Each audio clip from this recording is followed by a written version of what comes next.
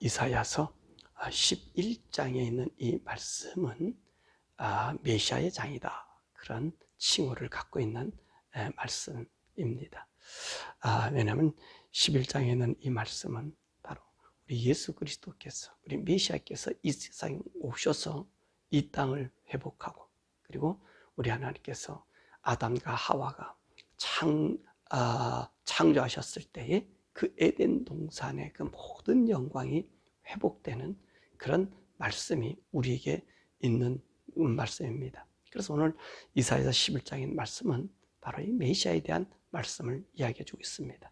그러면 메시아는 어디에서 오게 되는가? 그 오시는 그 가문이 어떤 가문인가? 보면 여기 1절의 말씀 보니까 이새의 줄기에서 한 싹이 나며 그 뿌리에서 한 가지가 나서 결실할 것이다, 그렇게 말씀하십니다. 그럼 메시아가 오늘 혈통이 어디입니까? 오늘 유다 자손 중에서 이 이새의 아들, 그 이새의 아들의 한 사람이 된다는 것입니다. 그래서 이새의 줄기에서, 그리고 그 뿌리에서, 그렇게 이야기하잖아요. 그래서 이새란 말을 쓰는 이유는 다윗의 가문은 그렇게 위대한 가문이 아니다, 뛰어난 가문이 아니다, 나약한 가문인데 그 나약한 가문에서, 그 줄기에서 다윗이 나오고, 그 다윗이 하나님의 마음에 합한 자가 되어 우리 주님의 약속을 받아서 다윗의 왕위가 영원한 왕위가 되는, 그래서 그 다윗을 통해서 메시아가 오게 됨을 우리에게 알려주는 것입니다. 그래서 오늘 메시아가 오는 그 집안은 이새의 집안, 이 다윗의 혈통에서 우리 메시아가 오게 된다라고 하는 것입니다. 그러면 이 메시아는 어떤 분이신가? 2절에서 5절에 말씀하고 계십니다. 그의 위에 여호와의 영, 곧 지혜와 총명의 영이요, 모략과 재능의 영이요, 지식과 여호와를 경외하는 영이 강림하시리라. 그러니까 오늘 메시아는 어떤 분이에요? 한마디로 여호와의 영이 임한 분이 오늘 이 세상에 오시는 그분이라고 말씀하십니다. 이 메시아는 하나님의 영을 받은, 여호와의 영을 가진, 그러니까 누굽니까? 하나님 그분이 우리에게 오신다는 것입니다. 자, 그가 인간으로 오셔서 3절에 여호와를 경외함으로 즐거움으로 삼을 것이고, 그의 눈에 보이는 대로 심판하지 아니하며 그의 귀에 들은 대로 판단하지 아니한다. 여러분, 우리 예수님께서 오셔서 그러잖아요. 내가 하는 것은 내가 하는 것이 아니라 우리 아버지께서 하라고 하는 대로, 우리 아버지께서 내게 하시는 대로 내가 그분의 그것을 그대로 행한다고 이야기하고 있잖아요.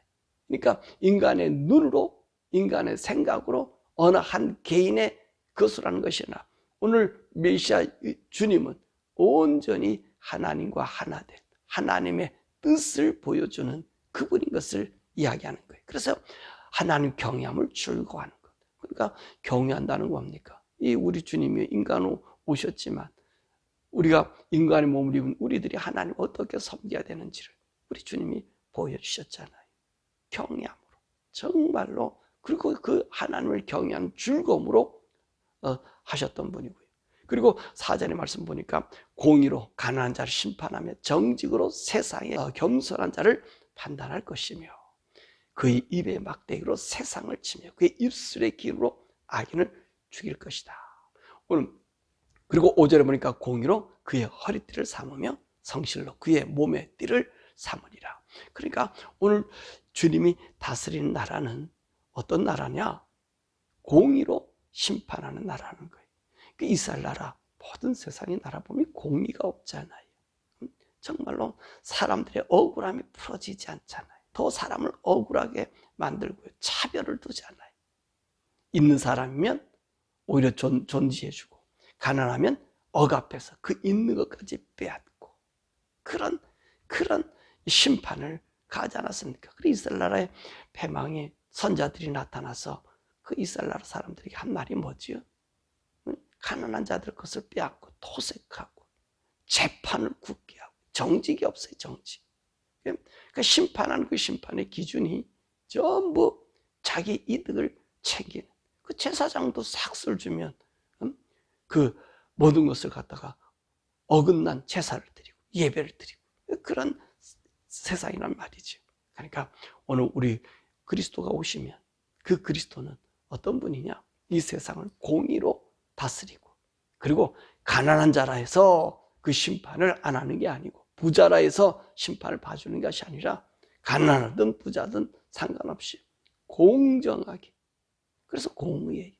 누구나 이 억울함이 없고 차별이 없는 그런 일들을 우리 주님이 하신다는 말씀입니다. 그분이 공의. 왜 그렇게 공의와 정의가 이루어지죠? 그 이유가 뭡니까? 하나님, 우리 주님이 죄가 없기 때문에 그렇지. 죄 있으면 이 분별이 되는 거예요. 죄 있으면 이 차별이 되는 거예요. 그리고 어느 누구에게 억울함을 줄 수밖에 없어요. 죄가 있기 때문에. 죄는 쏠리게 돼 있거든요. 끌리게 돼 있거든요. 근데 우리 주님 어떤 분이셔요? 여호와의 영이. 그리고 그 하나님의 그 능력 그 자체가 오니까 우리 주님께서는 악이 없잖아요. 악을 도말하시는 분이시잖아요. 악이 쓸 수가 없잖아요. 그러니까 우리 주님이 다스린 나라는 의와 공의만 있을 수 있고 억울함이 없는 그런 나라가 되는 것이죠. 그러면 이 메시아가 다스리는 나라는 어떤 나라가 되는가? 어떤 형편의 모습인가? 6절에 9절이잖아요. 보면 그때는 이리가 어린 양과 함께 살고 표범이 어린 염소와 함께 눕고 송아지와 어린 사자가 그리고 살찐 짐승이 함께 어린아이와 함께 뒹굴고요. 암소가 곰과 함께 풀을 뜯어먹고요. 그리고 사자가 소처럼 풀을 먹을 것이고요. 젖 먹는 어린아이가 독사 구멍에 손을 넣어도 독사가 깨물지 않고, 그리고 그 여호와의 산, 그 하나님 다스리는 그곳에는요 해암도 없고 상암도 없는 그런 나라란 말이에요. 그런 메시아의 다스림의 나라란 말이죠. 이 나라가 언제 있었습니까? 그렇지요. 아담과 하와가 범죄하기 이전에 하나님께서 처음 만들어준 첫 창조의 에덴 동산이 그와 같은 동산 아닙니까? 그래서 우리 하나님께서 우리 메시아 오면 그 동산이 회복이 되어진다는 거예요. 그 동산으로 우리 인생들이 살게 된다는 거예요. 야, 그러니까 얼마나 기쁩니까?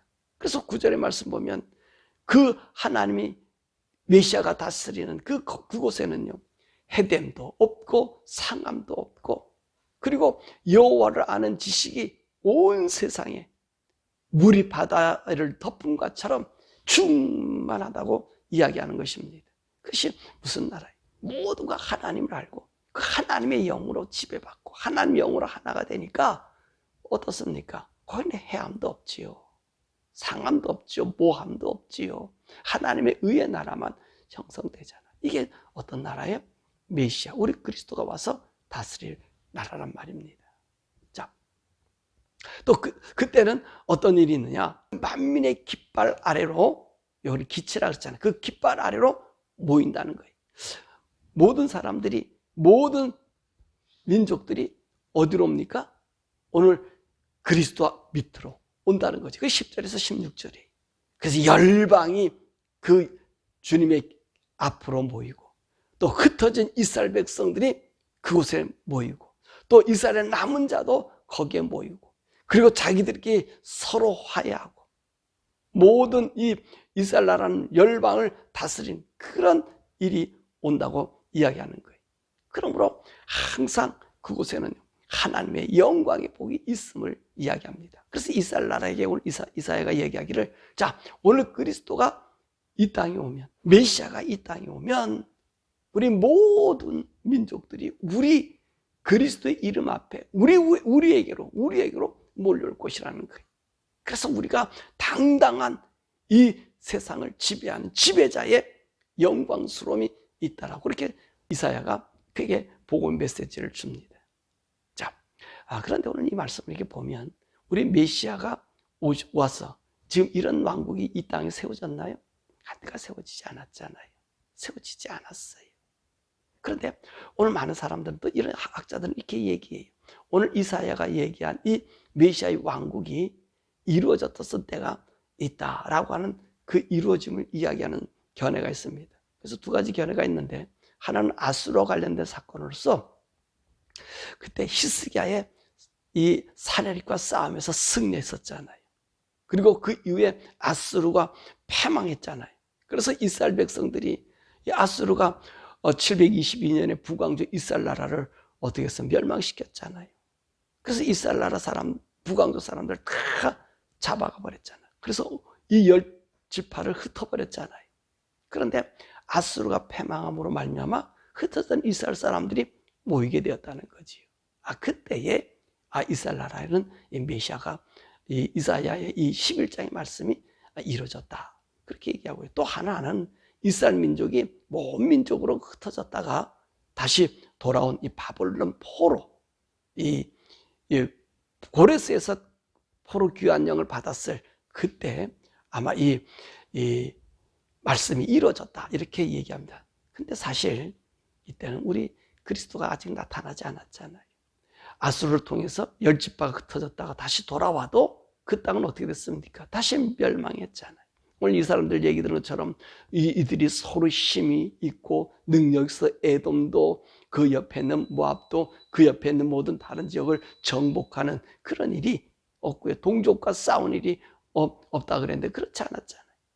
이스라엘 나라가 바벨론의 포로가 됐던 그 누가 이제 뭐니까 아수르에서 사람들이 왔던 그들에게는 안드까지 이 일을 정복하지 못했어요. 왜냐하면 나중에는 예수님 오실 당시 그쯤에는 에돔이 오히려 에돔을 정복한다 그러는데 에돔이 어떤 일이 있었어요? 이스라엘 나라를 다스려 버리잖아요. 이스라엘 왕이 돼 버리잖아요. 그러니까 오늘 이 말씀은 성취되지 않았다는 것입니다. 그러니까 이스라엘 사람들은요, 지금도 이 메시아 사상을 갖고 있고 자기들이 열국의 왕이 된다, 모든 나라를 정복한다는 이 꿈을 가지고 있습니다. 자, 그런데 오늘 이 말씀대로 우리 주님이 2000년 전에 우리 이 땅에 나셨습니다. 자, 그분을 나사렛 사람이라고 명칭했지요. 이 예수님이 어떤 분입니까? 여호와 영이 임한 하나님의 아들로 나타나셨잖아요. 그 말씀을 하시잖아요. 그리고 그 능력을 보였잖아요. 수많은 기적, 죽은 자도 살리고 나면서부터 소경된 자도 눈을 뜨게 하고 나병이든 이 갖가지 이 질고를 우리 주님께서 다 고쳐주셨잖아요. 그러니까 누구까지 이 예수님을 하나님의 아들, 유대인의 왕으로 생각했어요? 이 빌라도까지 그렇게 얘기했잖아요. 근데 유대인이 이를 거부했단 말입니다. 거부했어요. 왜 이들이 거부했어요, 예수님을? 그 당시에 정황이 사실 이사야 11장에 있는 말씀과 맞지를 않지요. 왜냐하면 오늘 이스라엘 메시아의 그리스도가 오면 하나님의 영으로 모든 세상을 다스리는 거예요. 그 메시아 앞에 모든 자들이 굴복해야 돼요. 근데 오늘 헤롯도 굴복하지 않았고 거기 빌라도도 굴복하지 않았고 인근 사람도 주님 앞에 굴복하지 않았어요. 그 선지자의 한 사람으로 있었단 말이지요. 그러니까 이 사람들은, 이 이스라엘 사람들은 예수를 자기의 구세주로 믿지 않아요. 그리고 오히려 그가 하나님을 능력한다고 생각했고요. 더 나아가서 예수님의 이 기적을 통해서 오히려 로마 사람들이 우리를 더 짓밟는다, 이렇게 생각해서 예수를 죽이고자 한 거예요. 그래서 십자가에 못 박아 죽였다는 것이지요. 그러니까 이스라엘 사람들이 예수님 십자가에 죽은 것을 무엇을 깨닫지 못했던 거죠? 올려보니까 모든 열방이 그 기치 아래, 그 메시아 아래 이제 모여들음을 오늘 그들은 깨닫지 못했던 거죠. 자, 예수님이요, 십자가의 죽음으로 말미암아 그분은 어떤 분이 되셨어요? 사실 모든 민족의 모든 열방의 구원을 주시고 이 십자가 밑에서 하나님이 주시는 구원의 은총을, 아들의 자격을 얻게 되잖아요. 그러니까 오늘 이 유대인들은 꼭 자기가 자기 나라에 의해서 이 온 세상을 지배하는 지배의 나라로 보게 된 거예요. 그러니까 이들이 지금까지 예수를 믿지 않는 겁니다. 우리 주님이 그들에게 말씀하셔서 이 예루살렘 성전이 다 무너질 것이다 라고 얘기했잖아요. 그리고 그들이 얘기한 것처럼 그 예수의 핏값을 우리와 우리 자손에게 돌리세요 라고 얘기했잖아요. 근데 그것이 그대로 이루어졌잖아요. 근데 이 사람들은 그거를 믿고자 원하지 않아요. 믿고 싶어 하지도 않아요. 왜? 하나님은 이사야 11장의 말씀처럼 우리가 강성한 나라가 되고 모든 민족을 다스리고 우리 앞에 굴복하고 복종하는 그런 나라로 그들이 생각하고 있는 거예요. 그러니까 지금 이스라엘 나라가 전쟁하면서 자기 마음대로 객기 부리는 것도요, 자기들 이런 배경이 있거든요. 이런 하나님 언약의 약속이 있다 이거죠. 그러니까 이 친구들이 이 세상에서요, 그렇게 강하게 또 이 말씀을 보는 것처럼 또 모든 또 나라들은 또 이스라엘 나라에 의해서 아니라 그러면서 끌려가잖아요. 그 왜 그러시냐면 이 모든 사건은 우리 주님이 오심을, 우리 주님이 다스리 그 나라가 오게 하는 거예요. 왜냐하면 우리 예수님께서 십자가에 죽으시면서 또 우리에게 또 하늘로 승천하시면서 우리 주님 다시 오신다고 말씀하시잖아요. 자, 그러면 님 오늘 이사야가 이야기한 11장에 있는 이 메시아의 왕국, 6절에서부터 우리 9절에 있는 이 메시아 왕국, 또 그의 10절, 그 12절에 있는 이 그리스도에 모이는 그 왕국은 언제 이루어지죠? 우리 예수님 이야기해. 내가 다시 온다는 거야. 내가 너희들 데리러 다시 오겠다. 그리고 오늘 요한계시록에 말씀하신 것처럼 천년왕국, 또 이사야가 오늘 이끌고 가는 말씀 어디입니까?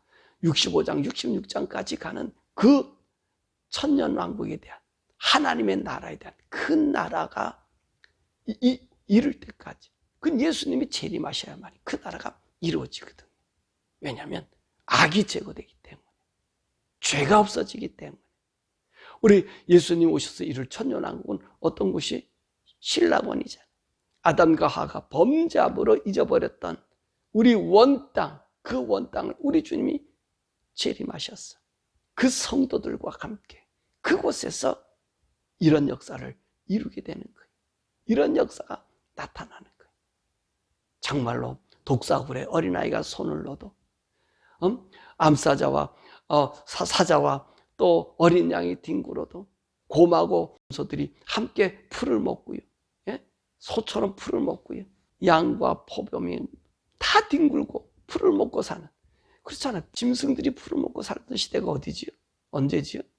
아담과 하와가 범죄하기 이전이거든요. 그때는 잡아먹기는 그것이 없어요.